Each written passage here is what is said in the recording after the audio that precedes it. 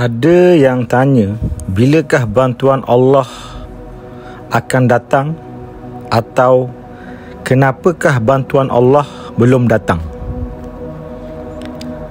Okey, baik. Rujuk sejarah. Perang Badar 1000 malaikat datang. Tapi perang Uhud tiada 1000 malaikat datang. Ada terfikir tak? Manakala perang Ahzab, lepas dikepung berbulan-bulan, baru angin gelap datang. Apa kita faham tentang sejarah ini? Rujuk hadis, ada kisah perompak bawa mangsa ke jalan mati, dan sebelum bunuh mangsa, perompak telah bertanya, apa permintaan terakhir engkau?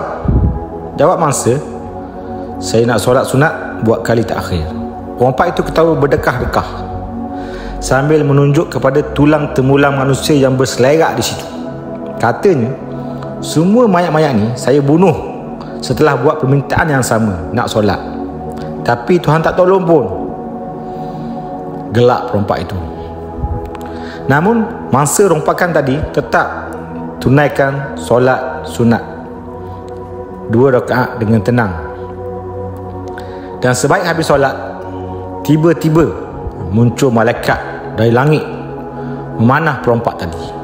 Perompak itu pun mati terbakar. Ada dalam hadis kisah ni. So dari hadis ni fahamlah bahawa zaman tu bila orang diuji, manusia akan buat permintaan terakhir dia solat sunat. Dan walaupun mati dibunuh, mereka sebenarnya tetap berjaya di sisi Allah kerana maksud hidup adalah ibadah. Sungguh kejayaan bukan bila malaikat tolong sahaja, kejayaan bila dapat tak perintah Allah sampai mati.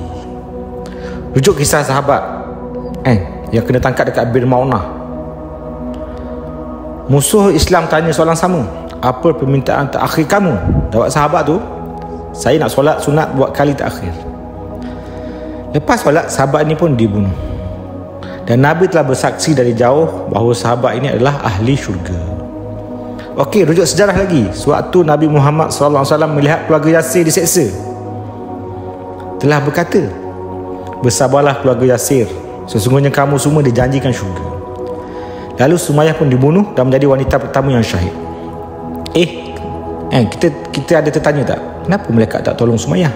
Nabi kan ada kat situ, kenapa Nabi tak doa malaikat tolong? Maka tuan-tuan dan puan-puan yang dimuliakan oleh Allah Subhanahu Wa Taala, sebelum buruk sangka kepada mangsa, rujuklah Al-Quran bahawa dunia ini hanyalah pentas ujian, dan Allah sanggup melihat Nabi menderita kerana agama. Nabi Muhammad SAW sendiri pernah menderita di baling batu di Taif. Allah boleh buat je batu tu stop. Malahan Nabi Yahya dipancung Yahudi, mati, meninggal, wafat. Nabi Zakaria digergaji oleh Yahudi, terbelah dua. Adakah kita nak kata doa Nabi tak makbul sebab Allah tak bantu mereka? Salah tafsir pertolongan Allah dalam bentuk material semata-mata, ataupun dalam bentuk malaikat datang, panah putih. Yang sebab pertolongan yang sebenar adalah bila Allah teguhkan iman orang yang diuji. Contoh Sumayyah tadi, imannya teguh sehingga dia mati syahid ditombak, Allah janjikan syurga. Sama juga sahabat dekat Bir Maunah tadi, Allah teguhkan iman mereka. Juga kisah perompak tadi, orang yang mati sebelum tu, mereka mati selepas menunaikan solat, Allah teguhkan iman mereka. Alhamdulillah. Sebab tu Nabi pesan perkara yang sama, teguhkan iman itu penting. Jangan terkena penyakit wahan. Mati kena seksa bukan kegagalan. Mati kena serang bukan masuk neraka. Mati dalam negara perang tu bukannya masuk neraka, tapi mati tak beriman itulah kerugian yang besar, walaupun dalam negara merdeka. Jadi jika kita mati tak beriman, negara merdeka pun rugi. Jika perang apatah lagi. Rujuk masjid zaman Nabi, doa kunut nazilah waktu subuh penuh macam solat Jumaat. Dan bantuan Allah dalam perang Ahzab berbulan-bulan baru datang. Jadi kita zaman sekarang ni, baguslah ada orang yang nak boikot Yahudi, teruskanlah. Tapi masjid masih kosong, macam kena boikot, apa cerita? Jadi ingatlah bantuan yang sebenar adalah bila Allah teguhkan keimanan kita hingga mampu mati dalam Islam. Itulah bantuan yang sebenar. Sebab tu waktu aman, Nabi pernah menangis ketika melihat mayat orang kafir dikebumikan. Sahabat tanya kenapa menangis, bukankah itu orang Yahudi? Kata Nabi, baginda menangis sebab terkenakan nasib orang itu yang akan dibakar dalam api neraka buat selama-lamanya. Sungguh nikmat yang paling besar adalah nikmat dapat kenal Allah, nikmat dapat beriman pada Allah. Tiada nikmat yang lebih besar dari nikmat ini. Dan masalah terbesar dalam hidup adalah bila kita tak kenal siapa Tuhan kita.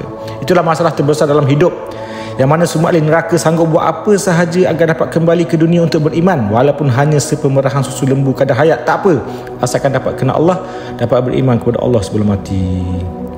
Maka di mana-mana, di Palestin ke, orang kafir, orang Yahudi, musuh Islam, mati masuk neraka.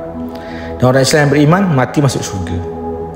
Doakanlah iman mereka terus teguh, dan kita bantulah apa yang mampu. Juga carilah jalan umat Islam bersatu, macam zaman Al-Salahuddin Al-Ayubi atau Imam Fatih atau Saidina Umar. Bila dah bersatu semua, namun jika dalam takdir tertulis kalah perang pun, orang Islam tetap menang, kerana kejayaan adalah mati dapat taat perintah Allah, ikut cara Rasulullah SAW. Jadi tengok berita kan, di Palestin ada seorang isteri dapat tahu suami dia syahid. Dia meraihkan penuh bangga kerana tahu suaminya sedang menunggu di syurga. Menurut rakyat Malaysia yang pernah ziarah rumah orang Palestin, mereka dapati kat rumah orang Palestin ada banyak gambar, gambar orang-orang yang mati syahid. Mereka bangga letakkan gambar orang syahid menghias rumah. Mereka bangga bila ada ahli keluarga mereka yang terkorban untuk berjuang di jalan Allah Subhanahu Wa Taala. Ada juga video anak kecil yang menenangkan ayah dia yang menangis kerana tangannya dah putus di bibir budak tu tak lekang kalimah Alhamdulillah. Ada juga budak yang tersenyum walaupun rumahnya runtuh. Keimanan mereka, kesabaran mereka. Allahu Akbar. Jadi tuan-tuan yang mulia, sesungguhnya saudara kita di Palestin tu, mereka lah orang yang terpilih untuk menghadapi ujian yang sebegini. Sama-samalah kita ambil iktibar, yang mana jika Malaysia kena serang oleh musuh, adakah kita mampu sekuat mereka? Mereka yang dah bersabar hampir 100 tahun dizalimi dan sampai sekarang masih bertahan. Allahu Akbar. Jadi kita doalah, ya Allah yang Maha Pengasih lagi Maha Penyayang, yang menguasai hari kemudian, tiada daya upaya melainkan dengan izin-Mu. Ya Allah, kebantulah Palestin, kebantulah semua umat Islam di seluruh dunia. Sungguh antara kami ada yang ditindas, Kau bantulah. Antara kami ada yang sakit, Kau sembuhkanlah. Antara kami ada yang bergaduh, Kau damaikanlah. Antara kami ada yang diliputi oleh beban-beban, Kau ringankanlah. Antara kami ada yang diliputi oleh hutang piutang, Kau permudahkanlah. Antara kami ada yang rosak iman, Kau perbaikikanlah. Antara kami ada yang tidak membantu, Kau gerak-gerakkanlah ya Allah. Mereka merancang dan Kau juga merancang ya Allah, dan Engkau lah sebaik-baik perancang. Tiada daya upaya melainkan dengan izin-Mu. Ya Allah, jika tiada dalam takdir-Mu akan bantuan fizikal, bantuan malaikat, cukuplah bantu rohani kami agar teguh keimanan sebagaimana Sumayyah, sebagaimana Nabi-Nabi terdahulu telah dibunuh oleh Yahudi. Kau teguhkanlah iman kami ya Allah sampai mati asal Kau redha. Amin ya Rabbal Alamin.